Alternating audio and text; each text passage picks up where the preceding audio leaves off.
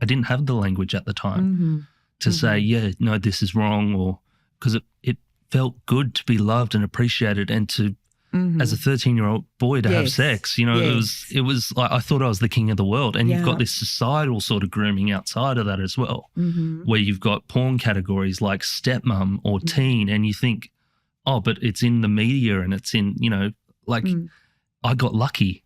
I was better than any kid at school, you know, because I was scoring an older woman. Harrison James, welcome to No Filter. Thank you so much for having me on, Kate. I have read your book. And, thank you, first and foremost. Well, thank you for writing this. The book is called Transform Your Pain into Purpose. You need to have pain to transform, in order to transform it into purpose. Yeah.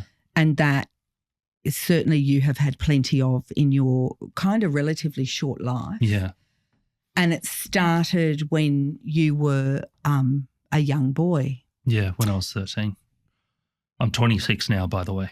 Okay, so even if I was to take you further back, or you were to take us further back to your growing up, what was Harrison like then? Oh, yeah, no, I was quite a reserved and shy kid, but I was also super creative, and I think, you know, I loved drawing, I loved all of that, but there was also a facade. I learned from a very early age what a tumultuous household was like, and I think that's what primed me for the sexual abuse that I ended up experiencing at 13. Because there was always a violence in your home. Yeah. So perpetrated by your father. Correct. Yeah, so my father was physically abusive. You know, towards your mother? And the kids and me. And also, yeah. Okay. And there were four. There's four children. I'm the eldest of four. Right. So I can't speak for the other kids because they're going their own way about things, which is more than fine. But for me, I experienced, you know, physical abuse, emotional abuse, mental abuse, all of those things. He was a very violent man. He would come through the house like a hurricane most of the time. You know, I talk about it in the book. You know, there was this notion of I wasn't good enough because I was into acting and art, and, you know, I was sort of that sort of kid. And I remember my father on fury one time, like he would throw his full weight onto my neck and I wouldn't be able to breathe sometimes. He catapulted a fork across the room. It landed in my eye. And so there was a myriad of things where it was a very violent household. And it was like stepping on, you know, it's like you're in a minefield, essentially. Because I think you can break a child more easily than you can make a child. Yes. So you learn at a very young age to do what? Retreat into yourself, or to always be on guard? Well, yeah, and it's a phenomenon. So we hear about flight and fight all the time. Yeah. But there's this other phenomenon called fawning. And I was constantly fawning, which is where you retreat into yourself and sort of cater to the adults around you, or the people around you, I should say. To keep them happy. To keep the peace. Right. And and like I was always preempting, you know, a violent blow up or, you know, the worst possible thing that could happen. So I was always 10 steps ahead, even as a child. And that formed into, you know, anxiety and all these awful things where you're constantly preempting the worst possible outcome to save yourself. And I was constantly reverse engineering my next move. Right, of course. Yeah. Because you even though the pattern is unpredictable, you know that it's coming. Yeah. So you are living in this state of anticipation. Yeah, and fear. Right. And, you know, that's common amongst survivors of domestic and family violence. It's, you know, not just amongst children too, but amongst women in domestic violence relationships. You know, it's a common, fawning is a common, you know, retreat practice to ensure that you're safe. And that's how I was raised. And I think that's sort of that progression and that slow erosion of my own identity. I didn't have my own identity, but that sort of primed me for the sexual abuse I went on to experience, unfortunately. When you were, so you talk in your book about when you were 8, one of many incidents with your mum where you tried to come to her aid. What was that feeling for you as a little boy? Because you knew that you would obviously incur the wrath and fury of your dad. but your loyalty and your love for my mum. Yeah, your love for your mum. It just came through. And I remember, I was on the thing that you're talking about within the book was when I was sitting on the top bunk, and my dad came home in this drunken rage of fury, and his head was like bright red. I remember it being like beetroot red almost, and he was abusing mum, and I think mum was pregnant, and I felt as though she thought coming into our room would put him at bay, but then he took his belt off, cornered her, and but I jumped on his back from the top bunk. And I don't remember a specific, memory or thought that processed through my head to want me to do that. I think it was just more instinctual that I wanted to protect my mother. And people would always tell me, even from a very young age, "Oh, you're so wise beyond your years. You're very mature." And looking back on that now with hindsight, it's all just that fawning, that as I was talking about, that preempting of abuse, that that thing of survival. I had to survive. It was a survival mechanism to be like that because it was the only way you could get through those moments. But even though you had learnt by the age of 8, what the outcome would be, you still showed this instinctive bravery, which I'm going to say I think has proven to be kind of a template for you in life. Oh, thank you. But it's amazing, isn't it? Because it's not always the case. And you you mentioned this in your book, and this is well known, that a lot of people who have lived with abuse, sexual abuse, because of the shame that's attached to it and a myriad of reasons, take a long time to come out, to say it out loud, to walk in the light. It's an average of 21 and a half years before a survivor of child sexual abuse will ever come forward with what they've experienced. Yeah. And we understand why. Yeah. Well, but for you, that was not the path. No, it wasn't. I think it wasn't the path because of circumstances outside of my control, really. After experiencing child sexual abuse from the ages of 13 to 16 and then, staying quiet about it because my daughter was involved as well, which we'll get into. I didn't even know it was abuse, what I was experiencing, even at 19 after all those years. I thought I was complicit in the relationship, in with quotes, your stepmother. with my stepmother. Okay, so let's go back a little bit. Yeah. So by this stage, your mum has 4 children with your dad. Yes. They divorce when you're 10. When I'm 10, yeah. At that point, did the divorce almost feel like a relief? No, because there were moments where my father would just come round unannounced and bang on the glass, and mum would just draw the curtains and we'd be watching TV and we'd turn up the volume so it would drown out my dad banging on the glass and hurling abuse at my mother. Right. There was no sense of safety or release? No, nothing like that. And it was always acrimonious between them? Yeah.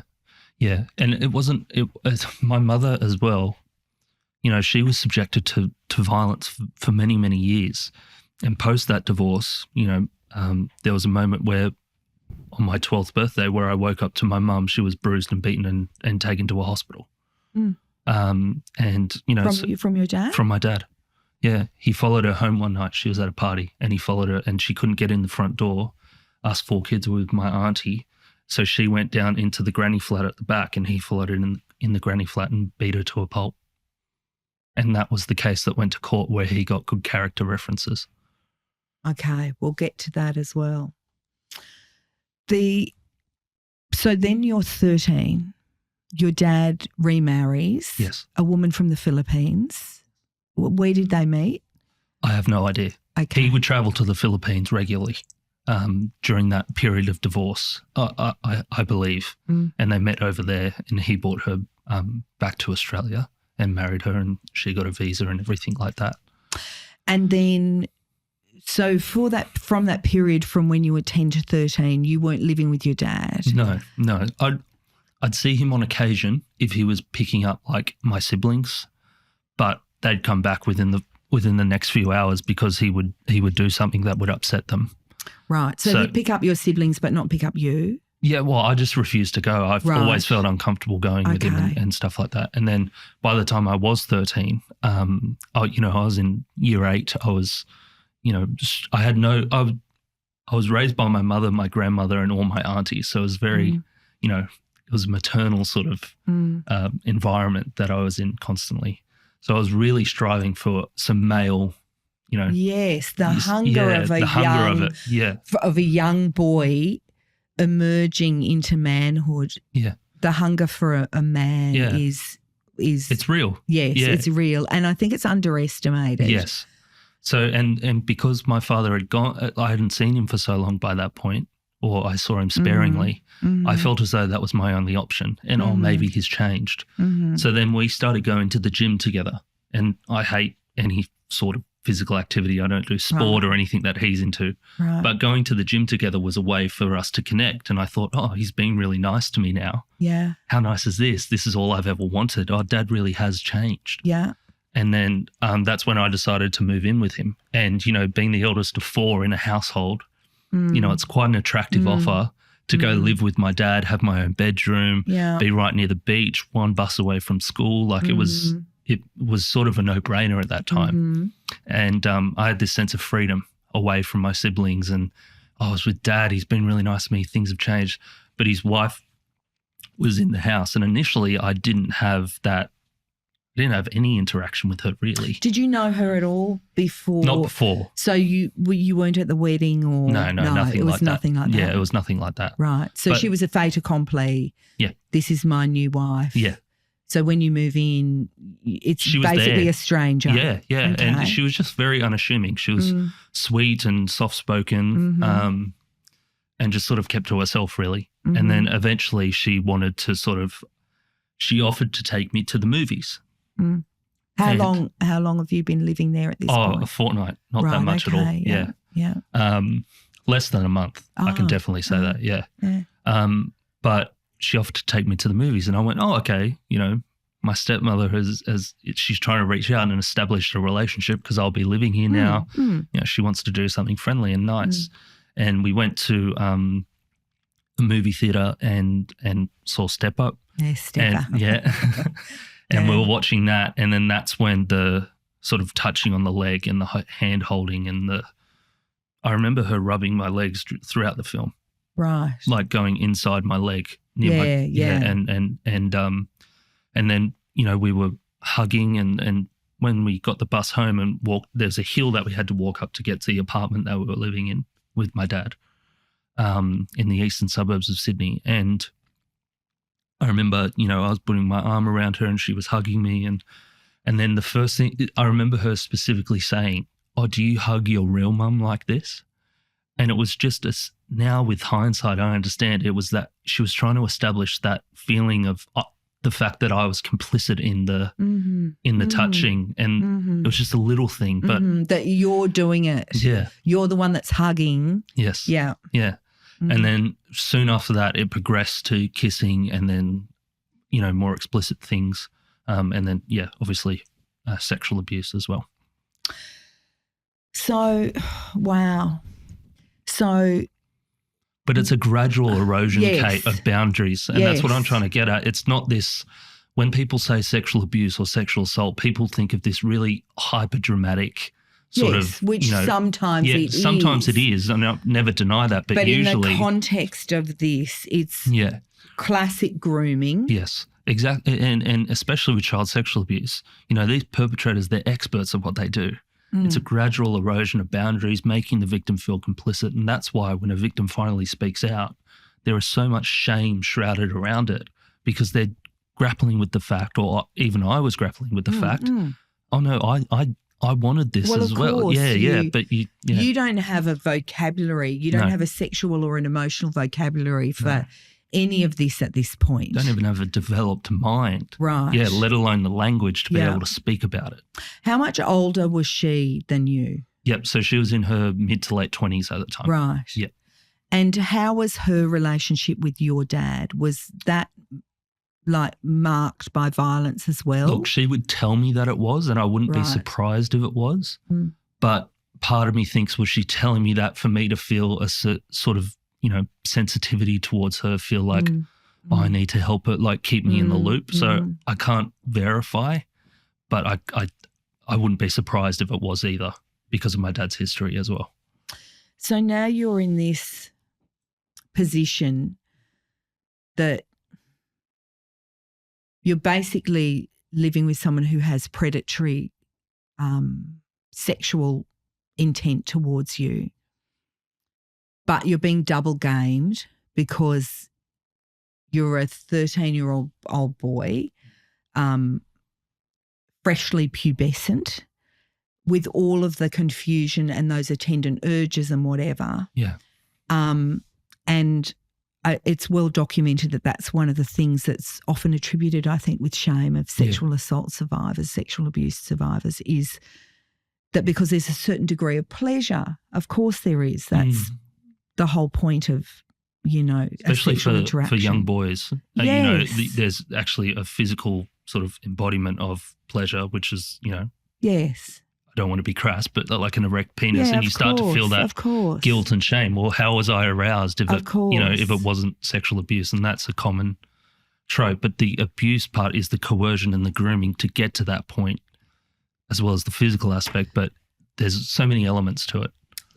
So when you came back from the movies that night, and you go into the house, how is she the next morning? Like when you're in front of your dad, how is she towards you? Well, it was interesting because my dad was starting his company at the time that he runs at the moment, and it was he at the time of establishing that company, he was gone from early hours of the morning till late hours of the evening. Right. So the sexual abuse occurred, before and after school when my dad wasn't in the house. When my dad was in the house, we would just be. It was normal. It wasn't like we were put on a facade essentially to play pretend in front of my dad, and we were having this illicit affair behind my dad's back, and it was true love, and nobody else will understand it, so we can't tell anyone. And she would tell me, if you say anything, you and I can both go to jail. And I remember when a police car would go by me in my school uniform, in my backpack, as a 13-year-old, 14-year-old kid, my stomach would drop because I think, the cops are going to find out I've done the wrong thing. And, it was an awful experience. How long between the movie and the first kind of sexual? Yeah, it was a matter of 2 weeks. Yep. Right. Yeah. So it went from the movies the next morning, my stepmother was a cleaner for my dad's company, and she would get the bus to the city. And I would get on the same bus because my school was on the way, my high school. So we'd get on the bus together and we'd make sure to go to the back row so no one could see her holding my hand or touching my leg or kissing me in the back seat of the bus. And that's what the next morning was. And I don't know if you can answer this or not, but do you think a part of the reason that it made it possible for her to prey on you, aside from the fact that she had the power in this house anyway, was because of what you had experienced at the hands of your dad? Oh, undoubtedly. Yeah. What I experienced, the violence that I experienced, and I want to remind you as well, by this point, my dad had already become violent again. Right. Yeah. Okay. So like there was that feeling of, my dad's changed, that went away very quickly. Right. But what was the first, can you remember the first I can't recall experience where you went, it's I'd get screamed at and called a poof and an idiot every day, or he'd throw me about or hit me or whatever. Like it was just back to usual how it was when I was a kid. You were still a kid. I still was a kid. You still were a kid. Yeah. But the thing is well, the violence that I experienced in my household as a younger boy primed me for the sexual abuse, and my parents' divorce primed me for my stepmother to interject and groom me, because as a kid, I felt as though I needed to take a side in my parents' divorce. When my dad's telling me my mother's the worst in the world and my mum's, going through this violence and expressing frustration at my father, One day I think he's not a great dad. The next day I think my mother's awful. And it's this pendulum, and there's no middle ground where I can hold both truths at one time because different messaging is coming to me all the time. Your disputed territory. Yeah. And, I felt as though I had to be absolutist in choosing which side I was on. So when I moved in with my dad, I cut my mother off. Okay. And that's why my mother didn't see so much of this for so long, my biological mother, I mean. Yes. And so how much contact would you have with her? It was very minimal during this period of time. And, I would just constantly cut her off as well. I would keep things to a minimum, short.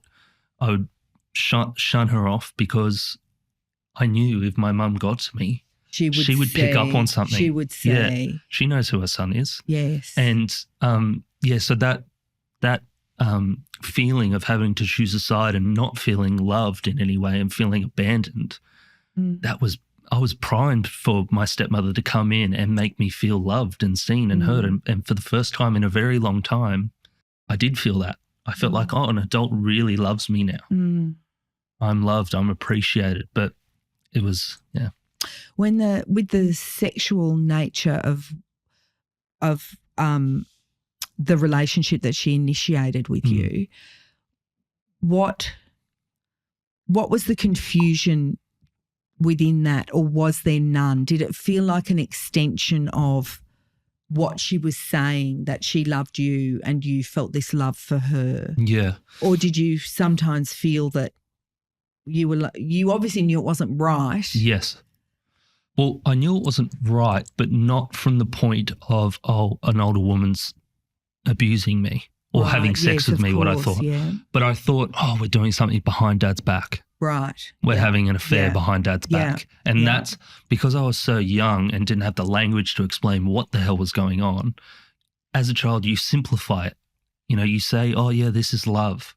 Or you say, this is an affair. Or you say these simple terms to try and make sense of it because I didn't have the language at the time to say, no, this is wrong, or because it felt good to be loved and appreciated and to, as a 13-year-old boy, to have sex. It was like I thought I was the king of the world. And you've got this societal sort of grooming outside of that as well, where you've got porn categories like stepmom or teen, and you think, but it's in the media and it's in, I got lucky.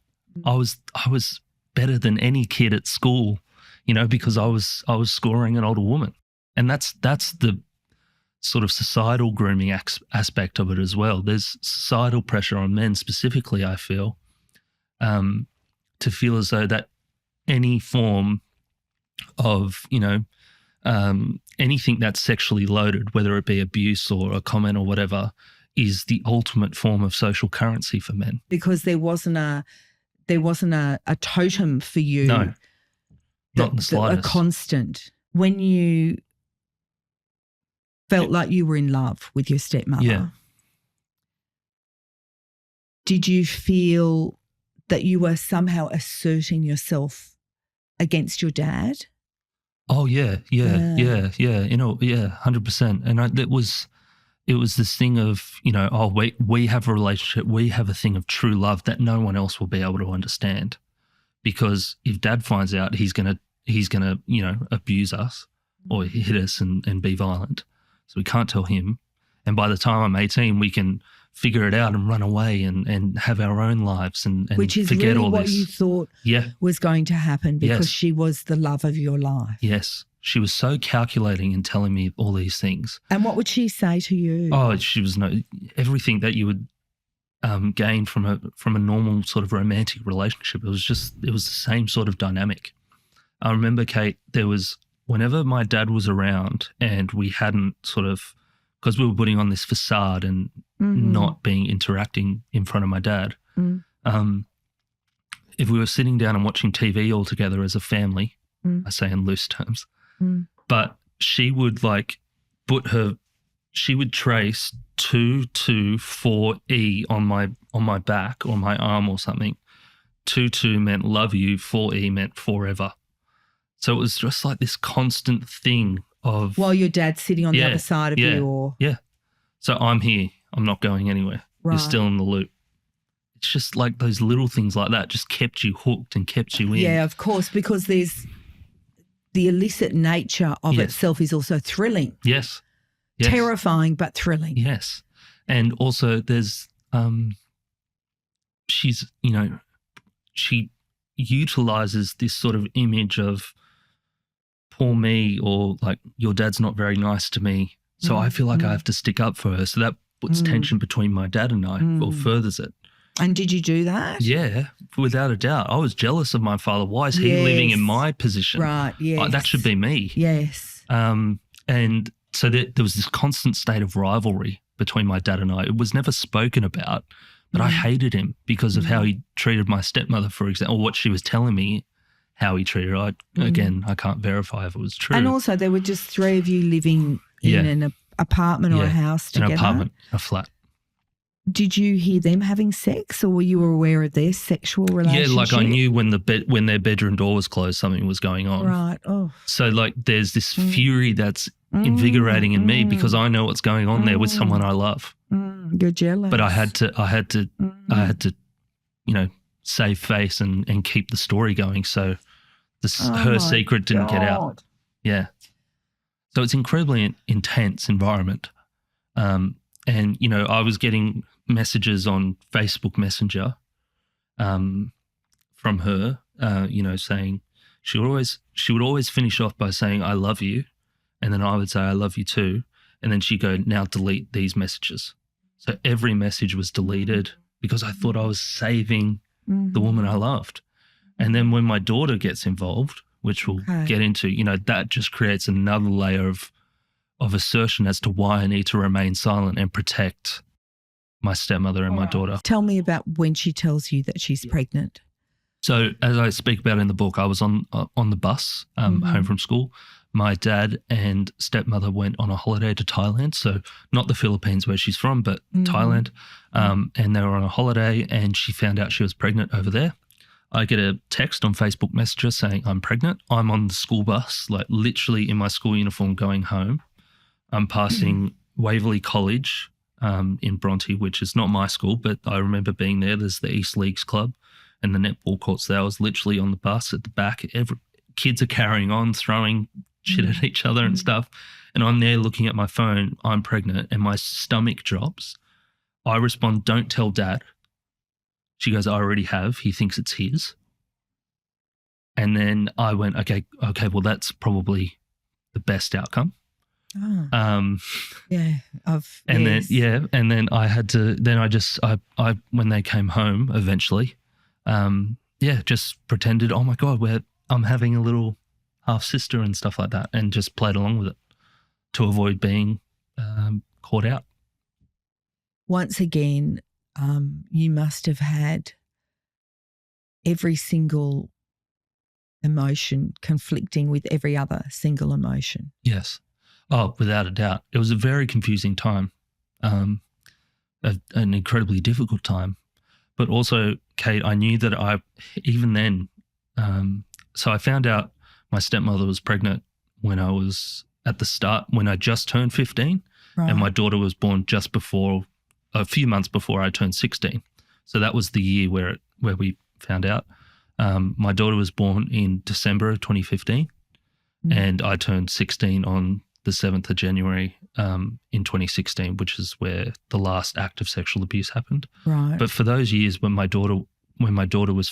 stepmother was pregnant, when my daughter was first born, it was just that constant state of playing pretend and keeping face and keeping the story going of, half sisters on the way, really excited about it. My stepmother didn't allow me to go to any of the appointments like during the pregnancy because that would be too suspicious. Right. Why is he there? Yes. Did your dad go to those appointments? Oh, here and there. My dad's not very. No. Yeah, he's not like that at all. Yeah. So it was just a corruption of truth, but also as a corruption of my experience of fatherhood. I mean, I shouldn't have been experiencing fatherhood at 15 years old in the first place. I didn't really have a choice in it. My stepmother told me for years that she couldn't fall pregnant. And that gave me reassurance as to when the sexual abuse was occurring. But then she did end up falling pregnant, and essentially, it corrupted my experience of fatherhood. It corrupted my experience of love and safety and choice, and those are, have far-reaching ramifications that I've still been dealing with to this day, and have only just come to terms with, really. So the day that your daughter was born, yes, I was doing an electrician apprenticeship. Right. I was on a ladder hanging up a sign on Clovelly Road. Right. And I got a text saying, with a photo of my daughter. And who sent that? My stepmother. Yeah, right. Yep. And as soon as I finished my shift, I went straight to the hospital to go see her. And was your dad there? Yeah, he was there. So you met your daughter, but pretended it was my half sister. In front of the man who also believed it was his daughter? Yeah. Who was also your father? Yes. It's very confusing. It's a multi-layered story. And how did you compartmentalize all of that? Again, just that childlike sort of way of saying, this is a secret I've got to keep. Right. I've got to protect. Just safety first. So whatever's going to be the safest. Everything else was just noise. It was just keep quiet. Yeah. Save face. This is my half sister. When dad is out of the picture, when he's out of the house, it's my daughter. This is the love of my life that I'm with as well. So that was the dynamic. When my dad was away, the real family was here. There's a lot of anxiety attendant. Oh yeah, of course there was. Yeah. Did your stepmother feel any of that anxiety, or was it? To an extent, that was projected onto me, and that's why I felt that I had to keep that secret. So there was definitely that feeling from her, but also I can say there's that feeling emanating from her, which is true to an extent, but there's also just an audacity to be able to do it as well, which you can't deny. There's a blatant dismissal of care, say, like all of that. Yeah. And to embroil a child in your whatever game she's playing, whatever that is. Yeah, yeah. But how was the moment when you saw your daughter? Oh, I had to hold tears back because I knew that if I cried too much, it would be suspicious. So, like, my mind is constantly operating in that way. Can I act like this right now, or is that going to unravel? Did you get to hold her? Yeah, I got to hold her. Oh, did you? And that was special. Yeah. I wanted to burst into tears, but as I said, I couldn't. But, yeah. I also remember my dad's I get my height from my mother, my biological mother. Right, yeah. My dad's a short ass. Right, and I remember my daughter actually had exceptionally long arms and legs, and that wasn't even a telltale sign for my dad. He was so buried in ego and just buried his head in the sand with it that he didn't even, he's a fool. So you go back to the family home. Mm-hmm. It's a family of 4 now. Yes. What role do you play there? I'm just the heavily involved older brother. Right. Yeah. Just in love with his half sister. And what's going on between you and your stepmother when? So the sexual abuse ceased for a while. So as I said, my daughter was born in early December of 2015. Right. My birthday was on the 7th of January 2016, and that's when the last act of sexual abuse occurred. And then it ceased there. And why did it cease? So because it was my birthday, my stepmother performed a sexual act on me, and it just happened to stop there. We were in the kitchen? In the kitchen. Yeah, it was the kitchen, as I said in the book. And eventually, a little bit after that, we ended up going to the Philippines to show the baby off to my stepmother's side of the family. Right. And I went along on that trip. It was the first time to the Philippines. And, I'm a nearly 16-year-old boy. And, my father went out drinking and I went along with him. I don't know, he allowed me to go to the clubs and stuff like that with him. And anyway, my stepmother would stay at the hotel with the baby most of the time. I remember, I'd never really drank before. This is the first time I drank in clubs. And, I remember being so drunk that I ended up, in the bathroom and vomiting and spewing and it was just no place that a 16-year-old should be. Mm. And there was my stepmother's sister brought along a friend, and the sister and the friend, my dad, his friend, and me would all go clubbing all night for this 2 weeks we were in the Philippines. And I was there, and essentially, throughout the span of that 2 weeks, my stepmother's sister's friend who came along ended up raping me twice. I was sexually assaulted twice by that woman. So essentially, I was sexually assaulted by that woman twice throughout that trip. Again, because I've been through the sexual abuse, I was 16. I thought I was the king of the world. I thought I got lucky. Yeah. How good's this? And then my stepmother found out about it and said, "You cheated on me." To me, she said, "You cheated on me. You did the wrong thing. I'm cutting it off now." I don't think she instigated that woman to sexually assault me, but I think there was a perfect opportunity for an out for my stepmother. Yeah. Do you think she was sexually interested in you because of your age? I've been struggling with that.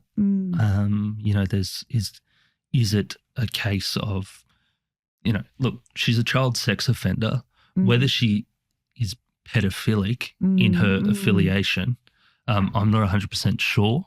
There's an element that has been raised of my stepmother wanted sort of an insurance policy to be with my dad so she could get, because my dad was very wealthy, she could have access to the money, so she needed a child to be a sort of anchor for her to be there. And obviously my dad had a vasectomy after my actual sibling was born. Yes, with your mum. With my mum. So that's weirder as to why he didn't pick up on. If he just, it was really strange. Yeah, essentially, so whether my stepmother actually was a pedophile, I'm not 100% sure, but she was a child sex offender. Was she attracted to me because of my age or because she liked the power? I don't know. All I know is what happened to me, and it was awful, and I'm still dealing with the ramifications of it to this day. How could you not be? Yeah. You're very close to your daughter. Yes.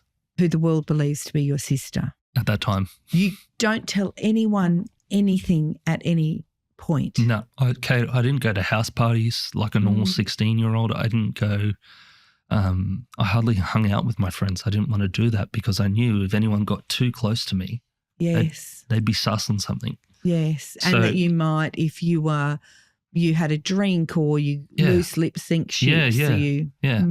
So I avoided all of that. Because but you looked after your daughter quite a lot. Yeah, I would take and even after you moved out. Yeah. So I ended up, once my stepmother, pointed the finger and said I was cheating on her, I ended up moving out of the house. Right. Because how was it when after that? That's very hard to come back from. Yeah, it is. So I moved out and ended up living with my maternal grandmother. Right. And were you heartbroken because of course I was. You believed her. I thought I broke up with the love of my life. Right. Yeah. I broke up with the mother of my child. And how was she towards you at that time? Oh, quite resentful and bitter. I think she wanted to create that distance on purpose. But I would go over just to be with my daughter. So it was like we were co-parenting. Yes. In a way. And I would go there, I'd take my daughter for ice cream and I'd take her for, fish and chips, or we'd go down to the beach near where the apartment was where we lived. Did you ever tell her? Like even when she was a baby? Mm-hmm. Oh yeah, I'd say things like, "Oh, Daddy's here," but it wasn't in at a stage where she was able to comprehend. No, that's what I mean. Yeah. You could tell her. Yeah, I couldn't tell her any truths then when she was, an infant. Yeah, but there was, more than anything, the thing that I treasured and cherished was that time with her, that one-on-one time, because in those moments where it was just me and my daughter, and we would go out for ice cream or whatever it was. It was just pure bliss. There was no facade. There was no upkeep of a facade. Just her and I in the moment. at the beach or in the park or pushing her on a swing or whatever. Did anyone, I mean, you were still so young, but did anyone ever think you were her dad? Like strangers? Oh, no, I don't recall anything like that. Yeah, I was so young. I was 16. Yeah. I was 16, 17, 18 when I was taking care of my daughter like that. But I remember I was working 2 jobs. I was working at a fish and chip shop and I was working at like a painting place at the entertainment quarter. And I remember using the money to buy nappies, and I would go to school, do my work in the afternoon, and on the weekends while my dad was away or at work or something, I would come over with things for the baby, and you know, I was just committed to being a father. And I think I grew up overnight really because of the abuse I experienced, and essentially I knew from the outset that I wanted to be the father that my father wasn't for me. And so that was just a driving factor to, 1, keep the secret, but 2, also have that consistent sort of contact with my daughter as well. Yes, because you say in the book, my father was not a father, he was a sperm donor. Yeah. Yeah. Hope he reads that. Do you think he will? Do you know where he is? Yeah, I know where he is, but I haven't spoken to him in years. Yeah, look, I think he will, but I don't know really. I don't know. I think the thing with my father is out of sight, out of mind. I just ignore it. He tells everyone I'm a liar. Of course. He goes around telling everyone I'm a liar. Right. So he'll probably just maintain what he says. But it surely must have shaken the foundations of his certainty. No, not at all. No, he did. The revelations about your daughter. He denounces what I've experienced. He doesn't believe me. He still flies to the Philippines. To see? Yeah, to see my stepmother. Okay, so tell me when, which is such a terrible day. Yeah. When you got to the apartment. Yes. So at this point I was living in my own apartment. Yeah. And I deliberately chose an apartment around the corner from where my daughter lives. Yes. So I was in close contact. Yep. Yeah. My daughter would come stay with me sometimes. I would frame it as, oh, you and my stepmother have a night off. I'll take the baby. Yeah. I was 18 at this point. Living in my own studio apartment in Clovelly. My daughter would come round every now and then. Anyway, there was one day my dad was away for business in Queensland, and he said, he called me up and he said, there's been some transactions on the credit card and your stepmother's not answering her phone. Can you go around and check on the baby and her? I went, okay, sure. Walk into the house and it's completely empty. The apartment's completely empty. Drawers have been taken out, door's not even locked or anything. So my stepmother's just taken off with my daughter. I had no inclination that was happening. You seen them the day before? Saw my daughter the day before. Yeah. I picked my daughter up from preschool the evening before. And they were gone. And I told my dad, he was figuring out where they were. Anyway, he eventually found out that they went to the Philippines. From that day, I haven't seen my daughter since. And that was the day as well where my stepmother wanted to throw my dad's focus off her leaving the country, and she sent an email to my dad saying that I raped her. And then that's when my dad forwarded it to me. I read it, fell on the floor. He's obviously forwarded it to my biological mother as well. And she's called me saying, what's happening? And I went, like I couldn't breathe. And I was crying into the phone. Mum's come and picked me up. And I was sitting in the passenger seat of the car. My mum was driving. And she said, Harry, do you want to tell me what's going on? Like what's happened? And that's when I came forward and said, for all these years I've been in a relationship with my stepmother. And are they the words you used? Yeah. Because I didn't know it was abuse. Could you look at her? No, I couldn't look at her. I was straight on in the passenger seat. Yeah. And how was she driving or did you? Yeah, she was driving. Did you tell her to pull over? I probably should have in hindsight. Wow. Yeah. But I remember my mother's face dropped. And the silence sort of just wrapped around us. And what did she say? She believed me. She said, right, you're not going to stay in that apartment by yourself. You're going to come stay with me. and Mum gave me my own bedroom, and just wow. My mum is an amazing human being. She is an amazing human being. I mean, when push came to shove, and she was confronted with this for the first time, she was just action, just straight onto it. You stay with me. Don't worry about your father. I'll deal with him. Teed me up to go to a mental health facility. Okay. Just put me into therapists and stuff like that. Like, how my is the mum mental health thing? My mum's a superstar. The mental health thing was interesting. So as I talk about in the book as well, I came up with a plan to end my life because, as a 19-year-old kid, I was falsely accused of rape. My daughter's been taken from me. And sort of after seeing a handful of therapists, they're telling me that I've experienced sexual abuse. So I'm dealing with all of that as well. So it's not an easy run. Did that come as a... It was a real shock to me. To you, yeah. Right, yeah. It was a real shock. Who was the therapist that said it to you? Can you remember? I can't remember the specific therapist. I remember who it was. I don't remember his name or anything. But he was quite one of the best in Sydney that we could see because my mum spared no expense of wanting to get me help, and I'm very lucky for that. I remember telling him what I went through, and even his face dropped, and he couldn't comprehend it. He went, "What the?" He was shocked. Right. He was taken aback. This bloke's probably heard all the worst stories imaginable. Yeah, and he was just taken aback by it. He was befuddled by it really. But eventually, I ended up going to a mental health clinic, like a facility. Right. Inpatient. Yeah, inpatient facility where I spent about a month and a half, almost 2 months. And that was where, there was every day it was individual psychologists, group therapy with other patients in there and stuff like that. And that was sort of where I came to the realization that this was actually abuse. I was groomed and a victim in all this. How interesting that because your own mirror was so clouded that when you would say it to people, it was from seeing their reactions that you realised the enormity of what had happened to you. Well, that's how groomed and I was in deep with it. Like I was so conditioned to feel as though I was part of the problem. Yeah, of course. That's what predators rely on.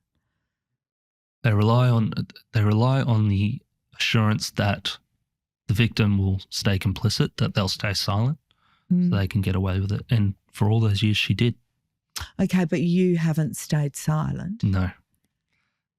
And you were saying earlier that 21 years is normally how long it takes a victim survivor of sexual abuse to come out and speak about it. Why do you think your emergence and your voice has not had to be silenced for that long? Well, I think when I was in hospital, the mental health facility, I came out, and that sort of start of the next year after that is when Grace Tame won the Australian of the Year. Right. And I remember seeing her on stage, arguably the nation's biggest stage, saying child sexual abuse. Oh my God, that's really took me back. And I think I've always had this, this notion instilled within me that, from the hospital, that it's not my fault what happened to me, but it is my responsibility to do something great with it. And I think I've always had this drive to want to help other people. I think what I've experienced has instilled a real sense of within me to want to understand that, this really is an injustice, and it's a systemic thing as well that we need to fix. Because, in Australia, child sexual abuse is rife. 28.5% of the population has experienced it. It's 1 in 3 girls, 1 in 5 boys will experience child sexual abuse before their 18th birthday. Why do you think that is? Why do you think it's so prevalent? I think there's a myriad of things. I think it's, there's hardly any consequences for it. Very hard to prosecute under our existing. Yeah. It's, survivors. I'd argue that a lot of survivors, can't comprehend that what they've experienced is abuse. And I know that firsthand. I was like that for many years. Internalized guilt and shame. Yeah, all of that. But the fact of the matter is it is rife, and we do need to take it seriously and start having really genuine conversations about why we're doing and I think also, Kate, sorry, I'm rambling on a bit, but I think it's so difficult when people are faced with that those statistics, because it's so awful to actually think about and fathom. People's sort of knee-jerk response is to turn away from it and ignore it. Yes. And go, that doesn't happen. Because if you're saying those numbers, then people actually have to reflect on who they know in their lives. And no one wants to think that they've come across a child sex offender. It's the boogeyman, and that doesn't exist. It's easier to turn a blind eye to these things for most people. And I just think we've got to get to a point where these conversations, where we get comfortable with the uncomfortable and we acknowledge it head on, and we do the work to. Well, you've had to do some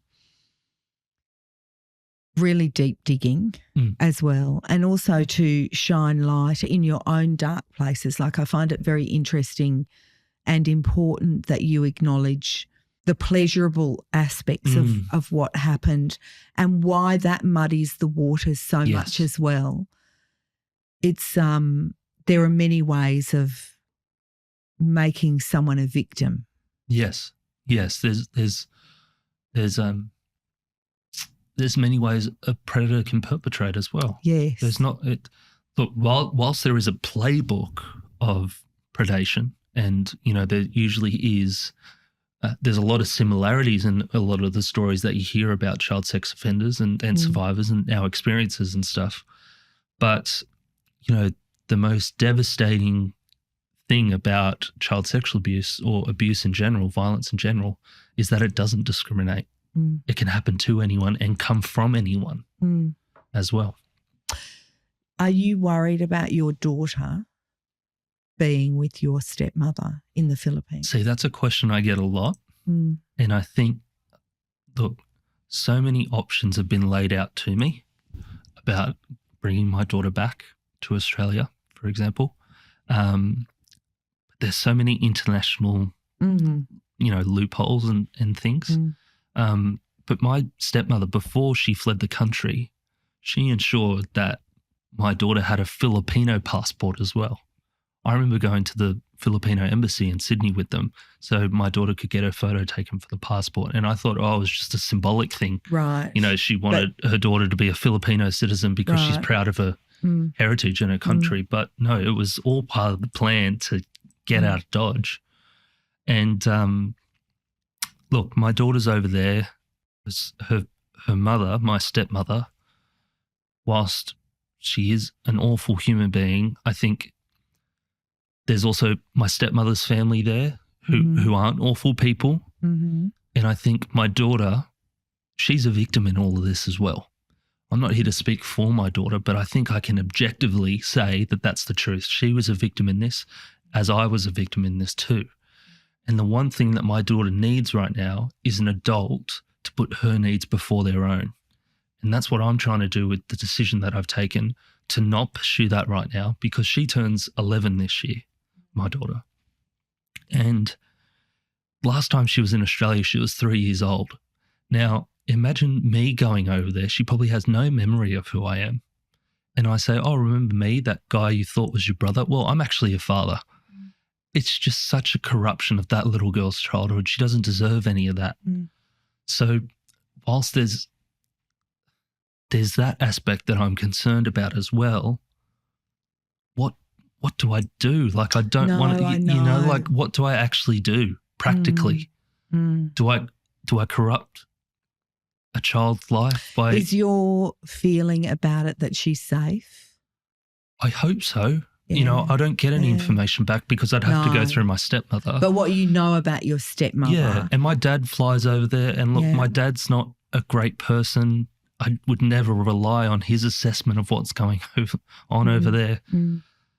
But from what I hear, through my siblings and stuff like that who still have interactions with my father, they've been on FaceTime with my daughter and stuff, and they say your siblings know this is your daughter. Well, now they do, yeah, because I'm very public about what's happened. Yes. But there's just it's so complex. And I think the thing that I'm trying to do, Kate, is just put my daughter's needs before my own. And I hope more than anything that we'll be able to reconnect and make up for the lost time that was so heinously taken from us.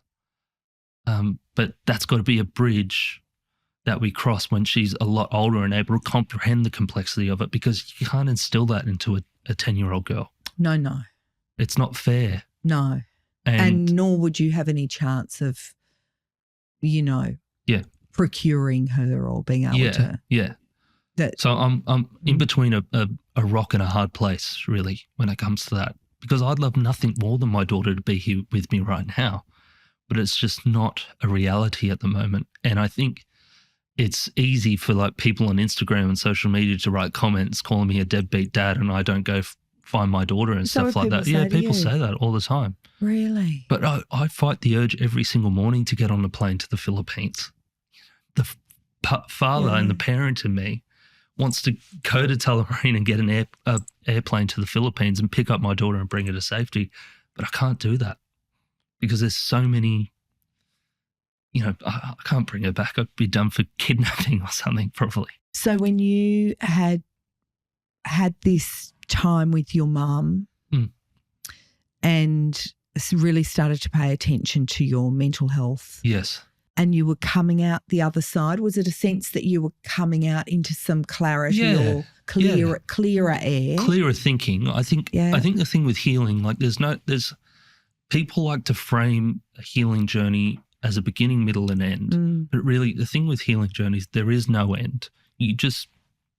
I understand full well that I'll be dealing with this for the rest of my life. You don't reach a point of like total prosperity where you're over it. You just garner the tools to be able to manage life with it. Are there times that unexpected things throw things up for you? Of course. Like, I have a beautiful fiancée, Bella, and she's pregnant at the moment and she's, a baby's due in little September. Girl. Yeah, little girl in September, which I'm incredibly thrilled about. But I'd be lying if I said I wasn't shitting myself as well. Like all these triggers have come up and I've had to acknowledge them. And I think as a survivor of child sexual abuse who's becoming a father again, yes. you don't there's a fear, not a fear that you'll become your abuser in any way, but a fear that you'll unintentionally pass on trauma that hasn't necessarily been dealt with yet. That you almost need to stand vigil on yourself almost. Yes. So I speak with therapists about that to this day. And, that's cruel too, isn't it? To have to so be like that about yourself. Yeah, because that's what I was trying to get at before with my whole experience of fatherhood was corrupted as well. My sexuality, my experience with fatherhood, my life, so many aspects of my life have been affected by the sexual abuse I endured. And, fatherhood's one example, sexual relationships, obviously, dating, all these everyday sort of normal things that. The rites of passage were all taken corrupted. From you. Yeah. When you met Bella. Yeah. So she's an Australian, but you met her when she was overseas? Yes. Yeah, I flew to Italy to be with her. She was DMing me. Right. She was on The Bachelor. She was a contestant on The Bachelor, and she started DMing me when I sort of got into advocacy and started to make a bit of a name for myself in the campaigning world. And she saw a newspaper article about the good character reference reform, which we'll talk about. She put it on her story, and someone replied to her story saying, "Oh, Harrison James runs that campaign. You should reach out to him." So she reached out, and I thought, "Oh, this lovely lady's just reaching out to say thank you for all your campaigning." And I went, cheers. And because of the position I'm in as a survivor advocate, I didn't think much more of it. I didn't pick up on her flirting with me or anything like that. And then she just kept, she was like a dog with a bone. She just didn't let up and kept messaging me. And then I sort of finally picked up on, I think this woman's interested in me. And then we talked for 3 months online, and I said, when are you coming back to Australia? Because I'd love to meet you. And she said, I'm not planning on coming back. And I said, well, I guess I'll have to come meet you. So I got a plane ticket to Italy, and we had our first date in Rome for 3 weeks. And then how do you – so she knew enough about you. Yeah. But still, when you say there are hurdles that present themselves, is that trust? Is it physical? Like how does it manifest itself when you're trying to – Well, partially because Bella knew who I was and knew my story, all of that sort of melted away because she accepted me even with that. She saw beyond the story. I remember before Bella, when I was dating Kate, like there was all these barriers that they say, what do you do for work? Oh, I work in political reform. Right, Oh, what do you do there? Yeah. Oh, well, I'm trying to change this law. Or what law? What's to do with character references for child sex offenders? Oh, what inspired you to do that? Well, I am a survivor of child sexual abuse. Right, it sort of puts people off from wanting to engage with me at all. Yes. And dating was very difficult for me because I was in that position of advocacy and I didn't want to like overstep the mark in any way. I think I was apprehensive to sort of engage with dating as well. And there was this reservation for me. And I think when Bella saw me for the human being I was beyond my story and wanted to get to know me, that sort of initial hurdle of having to explain who I was and what I do was obliterated, you know. Well, the advocacy is extraordinary. Thank you. Also in its simplicity. Yes. And I guess it's like out of the mouths of babes, isn't it really? Because you saw with your innocence and your innocence that had been destroyed, when court cases would come around, you saw just the most grievous injustice being perpetrated against victim survivors again, which was what they would have to stand in court, and when someone had been convicted, they would still have to sit there and listen to someone else come in and attest to what great character they were. Yes.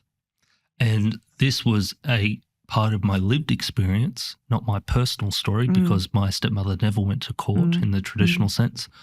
But when my father assaulted my mother, that went to court, and he had a parade of good character references. And I remember being like a 16, 17-year-old boy when my mother first told me that. He had those references and it just stuck with me, and it's never left me. And it is an extraordinary thing. It's an injustice.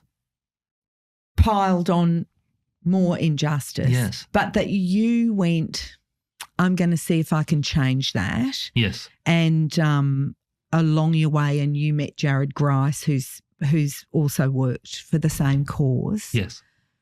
And you say something in your book that is so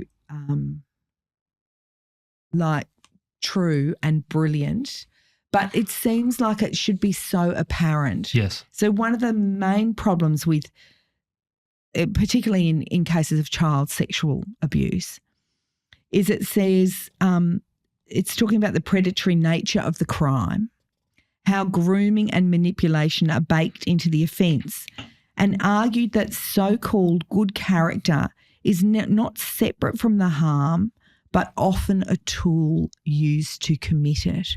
And I thought, when I read that, I thought of just the amount of cases that I know, some of them personally, of teachers, of, people who have taken advantage of their position and their good name. They've cultivated the good name to perpetrate the crime. Yes.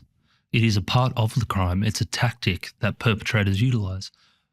What you've mentioned there, people of outward good standing utilise that good character to ingratiate children or victims into their care, to facilitate the abuse. To get parents to trust them. My stepmother used it. Right. My stepmother used her good character to fool my mother, my grandmother, even my father to some extent, that she was a safe person for me to be in the care of. Yeah. And that's why she was able to, sexually abuse me for all those years.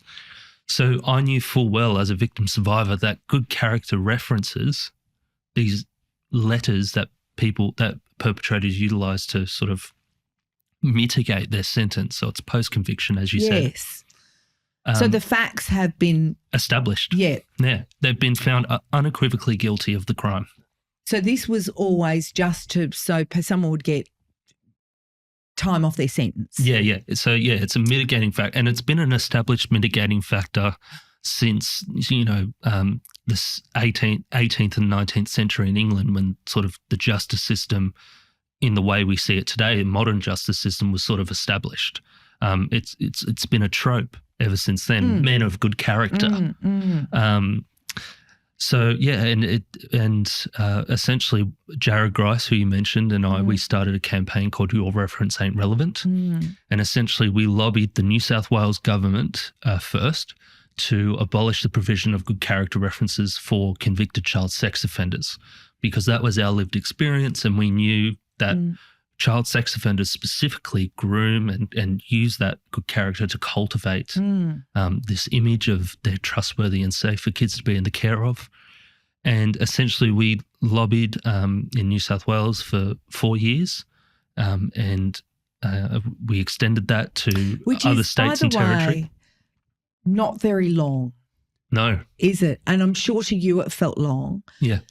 And but people listening may think that you have some whatever. At the time you were working jobs to pay for your advocacy. I was working in Uber Eats. I took out a bank loan to start the campaign. Yeah. I worked Uber Eats. I poured beers behind the bar till midnight. What else did I do? Yeah, I was cleaning, scrubbing toilets, all of it, just to be able to pay off the loan so I could continue to advocate around the country. Was it Canberra where the law got changed first? Yeah, so we extended our campaign to the ACT. So from New South Wales, we went to the ACT, then South Australia, then WA, and all the other states followed eventually. And in December of 2025, the Australian Capital Territory introduced legislation abolishing the provision of good character references for child sex offenders, which was such a great thing.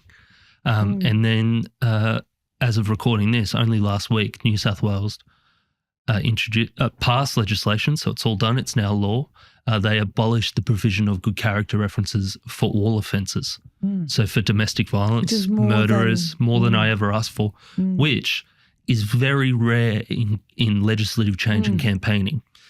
For example, when you see, as you said, 4 years is a very short time in this sort of world. People advocate for changes for a lifetime and don't even see half. That go longer. Yeah, don't even see half of the reform that we saw. For example, there's been a big discussion around the banning of gambling ads in federal politics, and the government introduced sort of these measures that were sort of half measures. They were gambling ads could only be banned between a certain period of time and stuff like that. So that's sort of an example of what people push for, but they only end up getting half measures. We pushed for a very specific thing, ended up getting more than what we asked for in New South Wales, and now it's set sort of a precedent for the rest of the country to be able to do it. What do you hope? What's your wish for your unborn daughter? My wish for my unborn daughter? Well, all I know is that she's going to have the best mother and father duo in the world. Bella is an individual like me who hates injustice and advocates to leave the world a better place than when she entered it, as do I. And I think our daughter is going to have that instilled in her from the get-go as well. She's going to be surrounded by love.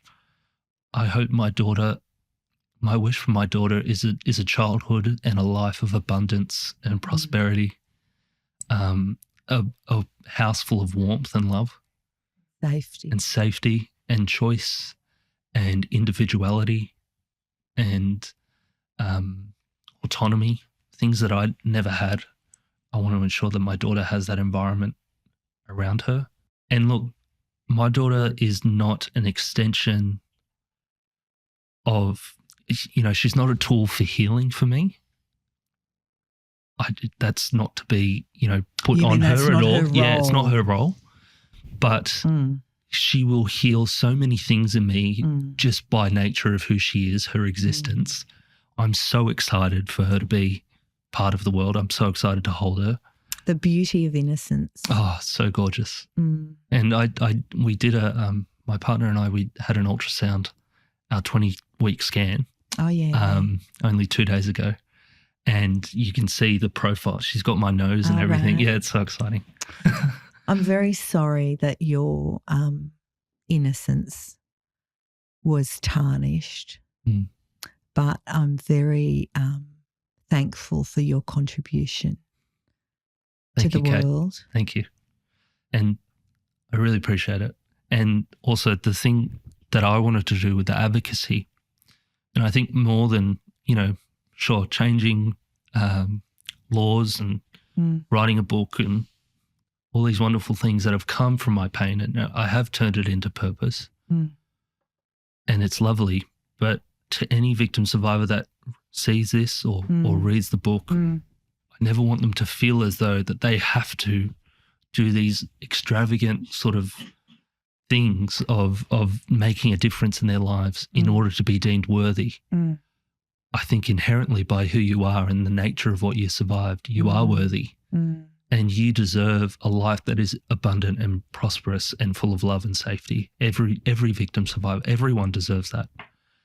So don't feel as though that you have to strive to make a statement about your pain. Purpose is definable in whatever way you see fit. And that's the beautiful thing of purpose. We're all seeking it. It's part of the human condition to want to seek purpose. But it's totally up to you how that's defined. So trust your gut instinct. Go for what you love. Because now that I've achieved advocacy, it's great to be able to do it, but there's a lot of pain and strife that comes with it, a lot of backlash that comes. Almost you need to recognise that has played its role. Yes. And move on. Yes, because there's no point in being a victim survivor and then feeling as though for the rest of your life that you have to fight. Yes. You have to fight to prove what you went through. It wasn't in vain. You didn't ask for what happened to you. You have to come to terms with that. And, my goal now after all this is to be able to sit down at my kitchen table each morning and feel a sense of peace. I want victim survivors to strive for that. I hope that they'll strive for that, because advocacy, it's nice to have all these lovely things and be on covers and stuff, but that's not being content. That's not what a life is. A life is filled with family and love, and whatever you define. Because that's still defining your life, isn't it? Yeah. If you could go back to yourself, that little Harrison, in the maelstrom, maybe when he was 10, and witnessing violence, or maybe when he was 13, what would you say to yourself then? Funny, I don't think I'd say anything. I'd do what no one did at the time and listen. I'd listen to that little boy and what he has to say, and I would tell him that I would nurture sort of who he is. I wouldn't drown him in, I think what I'm getting at is the adults in my life, aside from my mother and my grandmother, but the adults that were in my life, my stepmother and my father, put their own interests ahead of mine. And they didn't see They didn't see me. What would they have seen? What should they have seen? Oh, they should have seen a kid that was just expressive. They should have seen a kid that was bright and loving and gentle, intelligent. I mean, they should have seen a child, basically. I mean, I don't know what human being sees a child and wants to inflict violence on them. Maybe I just got dealt a rough hand, but I know that's not the case, because it's a prevalent thing. A lot of people experience it, and I think now what I see is I have a responsibility to pay forward to my daughter on the way, a childhood that I never received. And I look forward to doing that because I've done a lot of hard work to be able to do that now. And I think I'll be pretty good at second parenting. time round dad. Yeah, exactly. It's incredibly exciting. Thank you so much. So, Harrison, because the statistics are horrifying, because of a lot of the listeners to this podcast are women, and women have been entrusted in many ways to be the eyes and the ears and the beating heart of, loving children, not exclusively. But what should we be looking out for? Yeah, there's a myriad of things that we can be looking out for. I think as well, it's not solely the responsibility of women or girls to be able to point out the signs, but I think we all have a responsibility to be able to do that. Of course. To pick up on things. And also, I just want to acknowledge that as a male survivor who, experienced female perpetrated sexual abuse, I think it's very easy for people to turn around and say, oh, you went through that as a man. Women keep saying they went through all this, but you're evidence that it happens to men too. And sure, the statistics show that abuse disproportionately occurs to women and girls. So we can acknowledge the exceptions without discounting the problem that is presented in front of us, without discounting the truth.